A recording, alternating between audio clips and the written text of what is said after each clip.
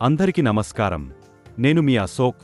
ఈరోజు మనం చర్చ చేయబోయే టాపిక్ వచ్చేసి రిజర్వేషన్లపై జమ్మూ కశ్మీర్ యువత ఆవేదన.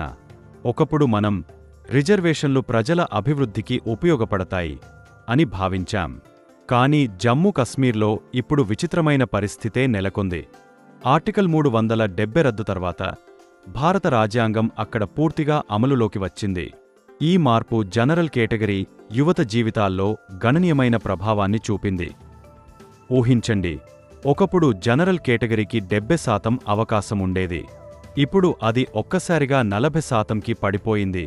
మిగతా 30% ఎక్కడికెళ్ళింది? ఎస్టీ కోటా పెరిగి 20% అయింది. ఎస్సీ, ఓబీసీ కోటాలోనూ మార్పులు జరిగాయి. ఈ మార్పులు ప్రతిభావంతుల జీవితాల్లో ఒక పెద్ద ప్రశ్నను లేవనెత్తాయి.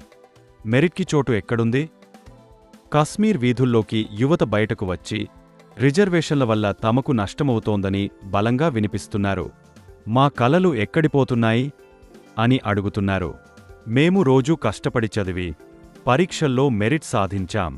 కానీ మాకు ఉద్యోగం దక్కకపోతే అది న్యాయమా అని ప్రశ్నిస్తున్నారు.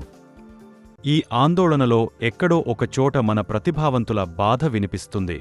యువత కోరేది పెద్దది కాదు, రిజర్వేషన్లకు బదులుగా ప్రతిభకు ప్రాధాన్యం ఇవ్వండి అని. కశ్మీర్ యువత ఉద్యమం ఇప్పుడు ఒక కొత్త చైతన్యానికి సంకేతమవుతోంది.